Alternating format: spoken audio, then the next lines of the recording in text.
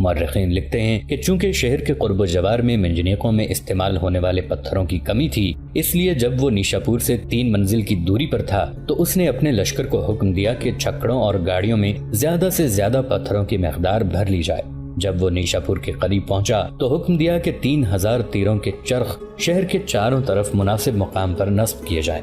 جب اہل شہر نے ہلاکت اور تباہی کا یہ تباہ کن ساز و سامان دیکھا تو ان کے آسان خطا ہو گئے، چنانچہ انہوں نے شہر کے قاضی رکن الدین کو تولی خان کے پاس صلح کے لیے روانہ کیا۔ تولی خان نے قاضی رکن الدین کے ساتھ جو وفد گیا تھا اس کی گزارشات پر کوئی توجہ نہ دی، بلکہ الٹا اس نے وفد کو روک دیا۔ اس کے بعد تولی خان نے شہر پر حملوں کی ابتدا کر دی۔ 3 دن تک گھمسان کی جنگ ہوتی رہی۔ آخر 3 دن بعد دوپہر کے بعد کچھ منگولوں نے کئی مقامات پر خندق کو بانٹ لیا اور فصیل پر چڑھنے میں کامیاب ہو گئے۔ نیشاپور کے شہری ایسا زبردست مقابلہ کر رہے تھے کہ منگول بار بار پیچھے ہٹنے پر مجبور ہو جاتے تھے، یہاں تک کہ رات چھا گئی تو منگولوں نے اندھیرے سے فائدہ اٹھا کر کئی ہزار لشکری فصیل سے شہر میں اتار لیے۔ صبح کو اہل شہر نے دیکھا تو ہر طرف منگول ہی منگول نظر آتے تھے۔ ہر چند بچاؤ کی کوئی امید نہ رہی تھی، لیکن اہل شہر اسی طرح جوش و خروش سے مقابلے پر ڈٹے ہوئے تھے۔ لیکن شہر کے دروازے کھول دیے گئے اور منگول ٹڈی دل کی طرح بھوکے بھیڑیوں کی صورت میں باشندگان شہر پر ٹوٹ پڑے، جس سے جلد ہی لوگوں کی قوت مدافعت جواب دے گئی۔ چنانچہ نیشاپور کا حاکم، جو ایک عجیب شخص تھا اور اصل حاکم کے مر جانے کے بعد اس نے شہر کا نظم و نسق سنبھالا تھا، جس کا نام مجیر الملک تھا، وہ کہیں روپوش ہو گیا۔ بعد میں وہ پکڑا گیا اور قتل کر دیا گیا۔ تولی خان کو چنگیز خان کی طرف سے خصوصی ہدایات دی گئی تھی کہ قنجار کی موت کا بدلہ لینے میں کوئی کوتاہی نہ کی جائے، تمام اہل شہر کو قتل کر دیا جائے اور سارا شہر گرا کر چٹیل میدان بنا دیا جائے۔ تولی نے چنگیز خان کے حکم کی لفظ بلفظ تکمیل کی۔ انسان تو ایک طرف رہے، کتے اور بلیاں بھی مار دی گئیں، اور جب شہر کے گرانے کی نوبت آئی تو مکانوں کے علاوہ جھونپڑیاں بھی گرا دی گئیں۔ قنجار کی بیوی اور چنگیز خان کی بیٹی اس قتل عام کے موقع پر نیشاپور میں موجود تھی۔ اس نے اپنی آتش انتقام بجھانے کے لیے بقول مورخین نہ صرف قتل عام کے بھیانک مناظر سے تسکین حاصل کی، بلکہ سینکڑوں بے گناہوں کو اپنے ہاتھوں سے قتل کیا۔ جب یہ ظالمانہ کارروائی مکمل ہو چکی تو ایک منگول سردار کو لشکر کا ایک حصہ دے کر ہدایت کی گئی کہ وہ وہیں ٹھہرا رہے، تاکہ اگر بعد میں کوئی بھولا بھٹکا آدمی وہاں آ نکلے تو اسے بھی ٹھکانے لگایا جا سکے۔ حسب معمول نیشاپور کے تمام دستکار اور کاریگر ترکستان بھیج دیے گئے۔ اہل شہر کی ایک بڑی تعداد تہہ خانوں میں چھپ گئی تھی، اس خیال سے کہ جب منگولوں کا لشکر کوچ کر جائے گا تو باہر آئیں گے، لیکن چونکہ شہر کے تمام مکان گرا دیے گئے تھے، اس لیے تہہ خانوں میں پناہ لینے والے لوگ بھی مکانوں کے نیچے دب کر مر گئے تھے۔ پیلگوش اور قنجار کو موت کے گھاٹ اتارنے بعد نظام الدین اور عارض زوزنی اپنے لشکر کے ساتھ ایک محفوظ جگہ کی طرف نکل گئے۔ وہاں قیام کیے ہوئے 3 دن ہوئے تھے کہ تائچوت قبیلے کا ایک قاصد اس جگہ آیا جہاں اس وقت نظام الدین اور عارض زوزنی بیٹھے ہوئے تھے۔ دونوں پہچان گئے کہ وہ تائچوت تھا، یہ بھی جان گئے کہ یقیناً اسے برغا خان نے بھیجا ہوگا۔ چنانچہ نظام الدین نے اسے اپنے قریب بٹھایا، پھر اسے مخاطب کر کے پوچھا، میرے بھائی، تو ہمارے بھائی کی طرف سے کیا پیغام لے کر آیا ہے؟ اس پر تائچوت کے قبیلے کا وہ آدمی بولا اور نظام الدین کو مخاطب کر کے کہنے لگا، امیر کوشان خان، منگولوں کا ایک لشکر جو آپ کے سالار نظام الدین کو پکڑنے کے در پہ ہے اور اسے گرفتار کر کے چنگیز خان کے سامنے پیش کرنا چاہتا ہے، یہاں سے 10-15 میل کے فاصلے پر ایک جگہ قیام کیے ہوئے ہے۔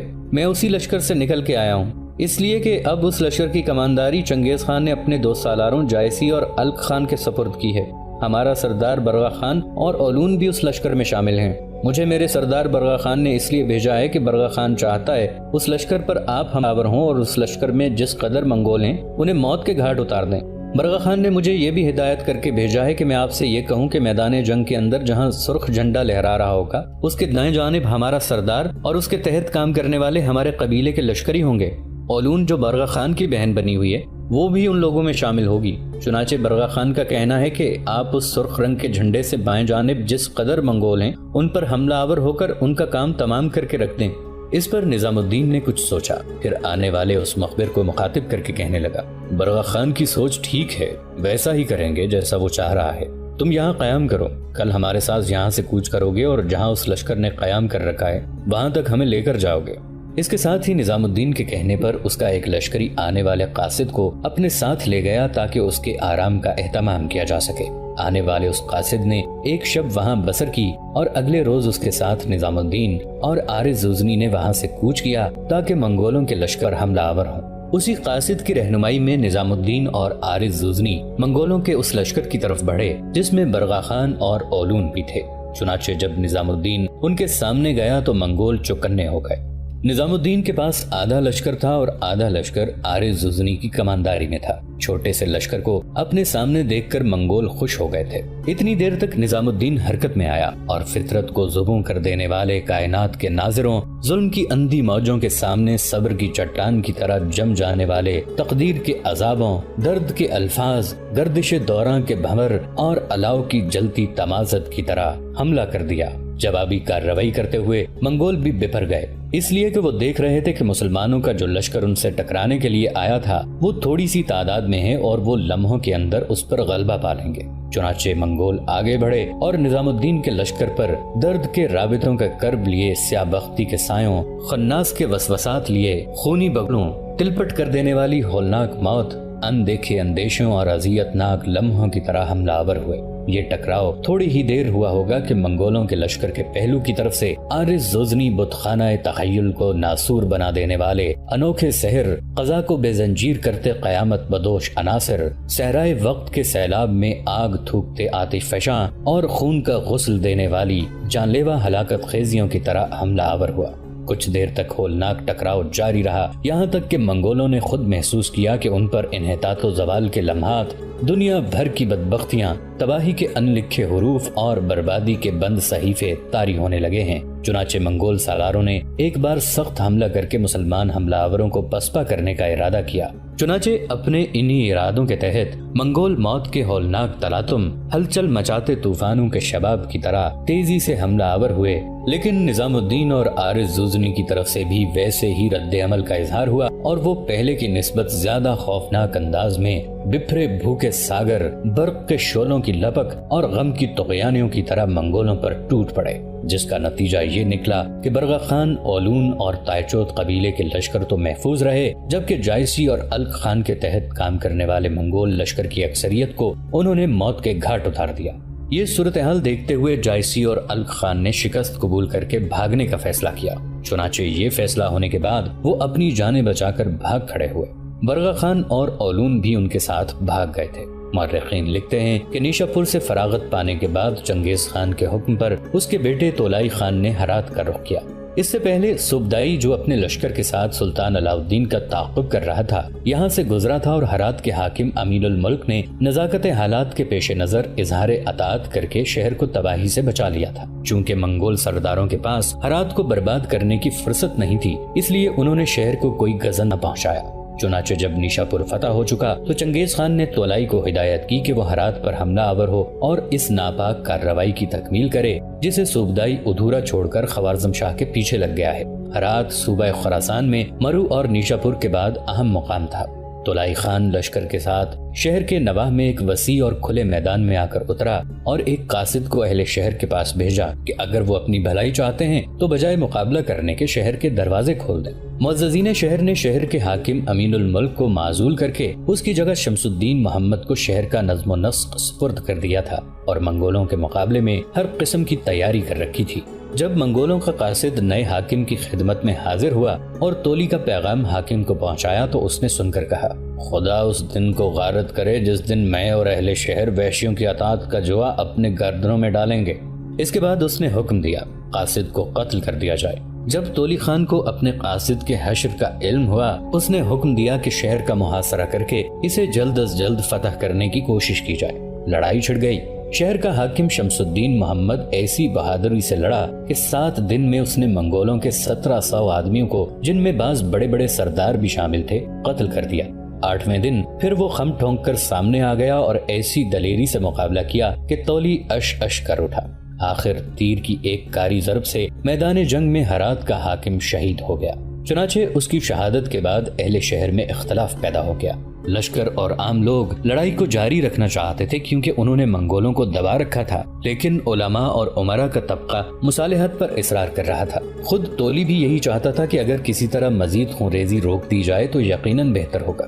آخر لڑائی کے 9ویں دن وہ گھوڑے پر سوار ہو کر فصیل شہر کے قریب خندق کے بیرونی کنارے آن کھڑا ہوا اور اہل شہر سے جو فصیل پر کھڑے تھے یوں مخاطب ہوا: اہل ہرات، کان کھول کر سن لو، میں تولی خان ہوں، چنگیز خان کا بیٹا۔ اگر تمہیں اپنے اہل و عیال، عزیز و اقارب کی جانیں عزیز ہیں تو مقابلے کا خیال ترک کر دو اور ہر سال جو رقم تم بطور ٹیکس حکومت کو ادا کرتے ہو اس کا نصف پیشگی ادا کر دو۔ ہر چند اہل ہرات نے 7-8 دن تک منگولوں کا زبردست مقابلہ کیا تھا۔ منگول ایسے لوگوں کو معاف نہیں کیا کرتے تھے، لیکن تولی ہرات کے محل وقوع سے بڑا متاثر ہوا تھا اور دل سے چاہتا تھا کہ اگر اہل شہر اظہار اطاعت پر آمادہ ہو جائیں تو انہیں معاف کر دیا جائے۔ اہل شہر نے بھی محسوس کیا تھا کہ تولی خان کسی حد تک مخلص ہے۔ لوگوں کو یہ بھی معلوم تھا کہ منگولوں سے لڑنا دیوار سے سر پھوڑنا ہے۔ چنانچہ اہل شہر نے صلاح مشورہ کرنے کے بعد فیصلہ کیا کہ قاضی شہر عزیز الدین ایک وفد لے کر تولی کی خدمت میں حاضر ہو کر مصالحت کی شرائط طے کرائیں۔ قاضی عزیز الدین نے اراکین وفد کے علاوہ 100 ملازم ساتھ لیے اور ہر ملازم کے سر پر 9 تھان ریشمی کپڑے کے تھے۔ چنانچہ جب یہ لوگ لدے لدائے تولی کے پاس پہنچے کہ افسوس کے اس اثنا میں تولی اپنا ارادہ بدل لیا تھا۔ جو ہی یہ لوگ پیش ہوئے اس نے حکم دیا کہ وفد کے اراکین کو قتل کر دیا جائے۔ جب ادھر سے فراغت ہوئی تو شہر میں قتل عام کا حکم دے دیا۔ جب کم و بیش 10,000 آدمی مارے جا چکے تو حکم واپس لے لیا اور عام معافی کا اعلان کر دیا۔ بعد ازاں امیر ابو بکر کو ہرات کا حاکم مقرر کیا اور ایک منگول منگا تائی کو کوتوال مقرر کر کے خود اپنے لشکر کے ساتھ چنگیز خان کی کمک کو روانہ ہو گیا۔ چنگیز خان فتوحات میں بری طرح مصروف تھا۔ دوسری طرف سلطان علاء الدین منگولوں کے ڈر سے ایک شہر سے دوسرے شہر کو، ایک مقام سے دوسرے مقام کو کسی مناسب پناہ گاہ کی تلاش میں بھاگتا پھر رہا تھا۔ اسی گھبراہٹ میں ایک دن اس نے جنگی کونسل کا اجلاس طلب کر کے دریافت کیا کہ ان حالات میں کیا کرنا چاہیے۔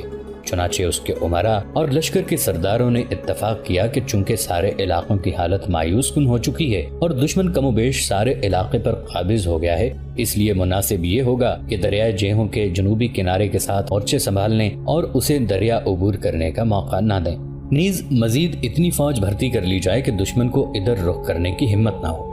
جلال الدین بھی سلطان کے ہم رکاب تھا۔ اس نے بھی سرداران لشکر کی رائے سے اتفاق کیا اور سلطان سے درخواست کی کہ اس محاذ پر دشمن کا ڈٹ کر مقابلہ کرنا چاہیے۔ اگر ایک دفعہ ہمارے پاؤں جم گئے تو کچھ عرصے تک ہم اپنے کھوئے ہوئے علاقے واپس لینے میں کامیاب ہو جائیں گے۔ اگر سلطان بذات خود یہ زحمت برداشت نہ کر سکیں تو خود اندرون ملک مزید فوجی بھرتی کے لیے تشریف لے جائیں اور لشکر کی کمانداری میرے سپرد کر دیں، میں جانوں اور منگول جانیں۔ لیکن سلطان نے کسی مشورے کو درخور اعتنا نہ جانا، نہ خود مقابلہ کرنا چاہا اور نہ کسی کو ایسا کرنے کی اجازت دی۔ آخر بڑے پس و پیش کے بعد اس نے ہندوستان جانے اور وہاں قسمت آزمانے کا فیصلہ کیا۔ ابھی بمشکل بلخ کے مقام پر پہنچا تھا کہ وطن کی محبت نے آگے نہ جانے دیا۔ اس موقع پر سلطان کے بیٹے رکن الدین کی طرف سے ایک سالار امیر عماد الملک ساوجی نے سلطان کی خدمت حاضر ہونا چاہا۔ سلطان نے جب اسے بلایا تو وہ کہنے لگا، مجھے آپ کے بیٹے رکن الدین نے اس مقصد کے لیے آپ کی خدمت میں روانہ کیا ہے کہ جہاں پناہ عراق تشریف لے آئیں، لیکن سلطان نے وہاں جانے سے انکار کر دیا۔ مورخین لکھتے ہیں کہ اس موقع پر جلال الدین نے پھر سر توڑ کوشش کی کہ سلطان عراق کا ارادہ ترک کر کے منگولوں کے مقابلے کے منصوبے کو شرف قبولیت بخشے، لیکن سلطان پر ان باتوں کا کوئی اثر نہ ہوا۔ اسے درباری نجومیوں نے کہہ دیا تھا کہ جب تک سلطان کے اقبال کا ستارہ زوال میں ہے اسے منگولوں کے مقابلے سے درگزر کرنا چاہیے۔ سوء اتفاق سے یہ خیال کچھ ایسی شدت سے سلطان کے دماغ میں جانگزین ہو گیا تھا کہ نہ خود لڑنے پر آمادہ ہوتا تھا نہ کسی کو لڑنے کی اجازت دیتا تھا۔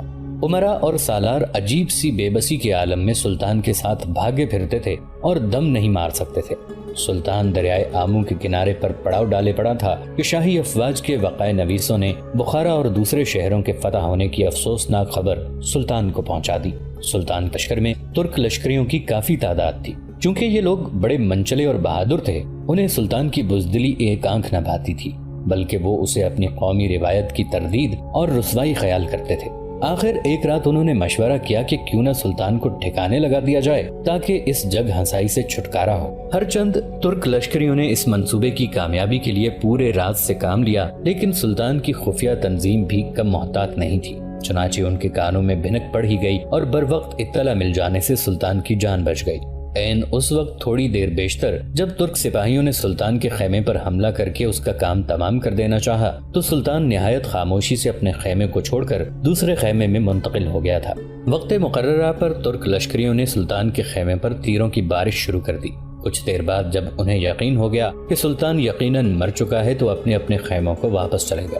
دوسری صبح کو جب سلطان نے اپنے خیمے کی حالت دیکھی تو بہت زیادہ گھبرا گیا اور تمام لشکر سے بدن ہو گیا۔ اس کے علاوہ بدگمانی کی ایک وجہ یہ بھی تھی کہ بدر الدین سابق حاکم طبرستان نے چنگیز خان کے پاس جا کر چنگیز خان کو سلطان علاء الدین پر حملہ آور ہونے کی ترغیب دی تھی۔ یہ بدر الدین اسی قبیلے سے تعلق رکھتا تھا جس قبیلے سے سلطان خوارزم شاہ کی ماں کا تعلق تھا۔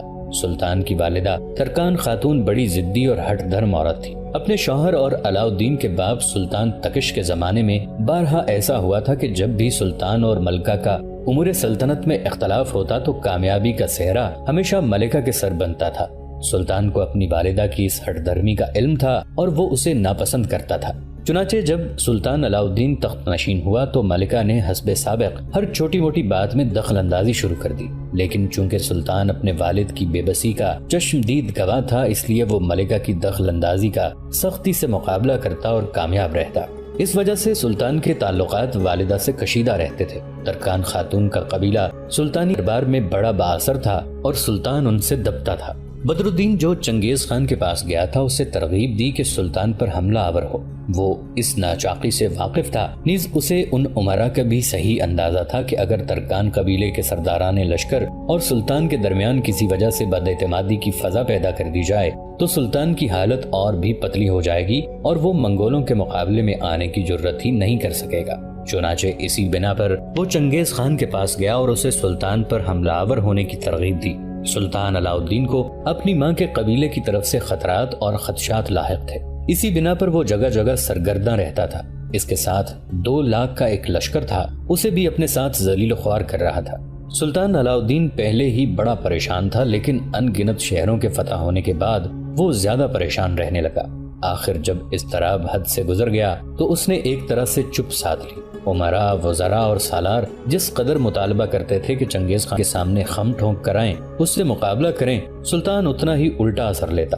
آخر سب نے مل کر تجویز پیش کی کہ دربدر پھرنے سے سپاہ اب تنگ آ چکی ہے، اس لیے بہتر ہوگا کہ قلعے میں جا کر پناہ لی جائے۔ یہ قلعہ مضبوطی اور وسعت میں اپنا ثانی نہیں رکھتا تھا اور قزوین شہر کے پاس ویلم کی پہاڑیوں میں واقع تھا۔ کہتے ہیں کہ قلعہ کی دیوار کی حدود 7 میل کے لگ بھگ تھی۔ بادل ناخواستہ سلطان ادھر کو روانہ ہوا تھا کہ قلعے کا معائنہ کر کے دفاع کے ضروری انتظامات کر سکے۔ وہاں پہنچ کر جب قلعے کو ادھر ادھر سے دیکھا تو اسے غیر تسلی بخش پا کر دوبارہ نیشا پور کا رخ کیا۔ اسی دوران اسے اطلاع موصول ہوئی کہ 30,000 منگولوں کا ایک لشکر دریائے آمو کو عبور کر کے اس کے تعاقب میں چلا آ رہا ہے۔ یہ خبر سن کر خوارزم شاہ بدحواس ہو کر وہاں سے نکل کر رائے شہر پہنچا اور وہاں سے قزوین کے قلعے میں جو ہمدان اور اصفہان کے درمیان واقع تھا جا چھپا۔ اس موقع پر سلطان کا بیٹا رکن الدین 30,000 عراقی سپاہ لیے سلطان کی مدد کو پہنچ گیا۔ اسے اور حاکم ہزار اسب کو جو منگولوں کے ڈر سے بھاگ کر سلطان کے ساتھ آن ملا تھا بلا کر آئندہ کے لیے لائے عمل کے بارے میں مشورہ طلب کیا۔